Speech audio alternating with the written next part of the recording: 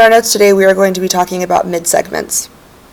A midsegment of a triangle is a segment connecting the midpoints of two sides of a triangle. The segment has two properties. It is always parallel to the third side, and the midsegment is also half of the third side, half the length. So if we look at example 1, this line in the middle labeled 14 is our midsegment. It is halfway between F and E. We notice that, or can see that, because this hash mark means this line segment is congruent to this line segment. And FG is also perfectly cut in half by the midsegment, because these two dashed lines represent that this is a length of 8, and this is also a length of 8. I'm going to go ahead and label those things now. So we can also determine the length of EG, the unlabeled side. The last sentence says that the length of the midsegment is half the length of the third side. This is our third side. This is our midsegment. This is half of whatever this is. So in other words, if this is 14, this must be 28, because 14 is half of 28. And we know that this is half the length of this. We also know that they are parallel. Now we can also say that these triangles are similar to one another. Now let's break them apart. I'm going to call this A and B so that we have 3 points for this triangle. So this smaller triangle we're going to label triangle FAB, and we'll break it apart to look like this. So I've taken it and I've just removed it so that we can see it more clearly. This length is 9, this length is 8, and this length is 14. We can say that triangle FAB is similar to triangle EFG. So now let's draw the bigger triangle without the little triangle in it. We know that this side is 28. This side is 9 plus 9, which is 18. And this side is 8 plus 8, which is 16. So we can see that all of the lengths that correspond to one another, let me label this, are double. So in other words, FA is half of FE. These are corresponding sides. So 9 and 18. 9 is half of 18, 18 is double 9. AB is 14, EG is 28. You'll see that this is half of 28, and 28 is double 14. FB is 8, and FG is 16. So everything is, you can either look at it as being multiplied by 2 or cut in half. So we can say that these triangles are similar. In our next example, we're going to pretty much have the same information, but with one slight tweak. Instead of being given the length of the midsegment, we have to find it.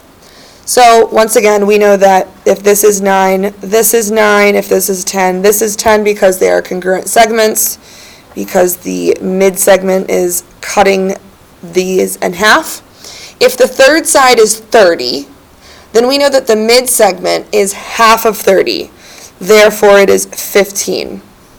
So remember, the midsegment is half of the parallel line. So remember, these are parallel to each other, and this is always half. So x equals 15. We can also say that the smaller triangle is similar to the larger triangle. So again, we'll give this F and G. So we'll say that triangle AFG is similar to triangle ABC. So AFG is this little one. This is 9, 10, and 15. And this is A, B, C, and this is 9 plus 9 is 18, 10 plus 10 is 20, and 30. So again, if we double the sides of AFG. 9 times 2 is 18. 10 times 2 is 20. 15 times 2 is 30. We will get all of these sides. So these are similar because of their sides.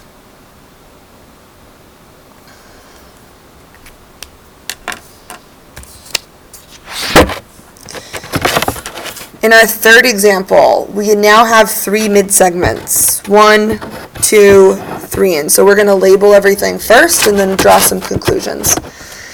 So we know that if this is 7, then this entire length is 14. If this entire length is 12, then the line parallel to it, which is this guy, is half of 12. So this is 6. And then for the last one, if this little segment is 4, this little segment is 4, giving us a total length of 8. So if this third side is 8, then we can say that this line parallel to it is 4. So now if we take a look at this little triangle on the inside, KML, triangle KML.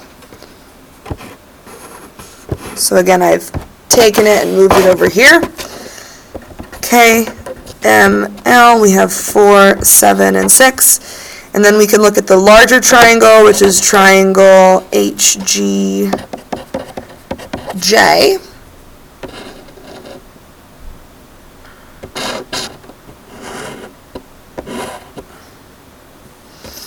HGJ.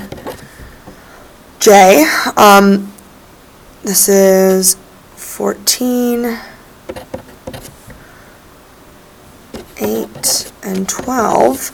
So you'll see that our lines are still corresponding or similar to one another. So KL, remember, was parallel to JG. So that's why 7 times 2 is 14. KM was parallel to HJ, so 4 times 2 is 8. Or in other words, this midsegment was double. And then ML was corresponding or parallel to GH. 6 times 2 is 12. So again, we can say that the triangles are similar because of their sides being double or half.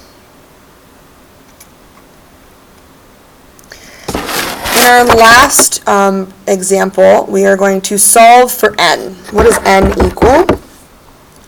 So I know that this is our midsegment. I know that because it is cutting this side in half perfectly and this side in half. And this midsegment is parallel to the third side. I know that this is half of this. Or I'm sorry, yeah, this 5n is half of 8n plus 10. So in other words, if we took 8n plus 10, we could set it equal to 5n. But they're not equal. We know that this is double this amount. So we would have to double the midsegment to make them equal. So again, this is double whatever this is. So if we multiply this by 2, we're going to get our third side that is parallel.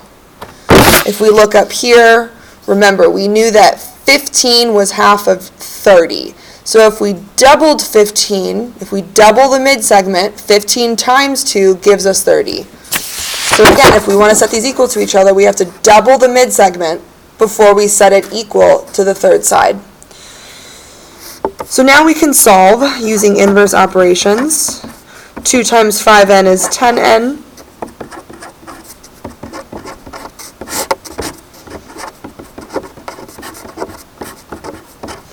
And n equals 5. You could also plug n back in to solve for the midsegments. So 5 times 5 would give us 25. If this is double, this should be 50. And if we plugged that in, we would get 8 times 5, which is 40. 40 plus 10 is 50. So you'll see that it does work. So again, we could say that this is 25 and this line segment is 50.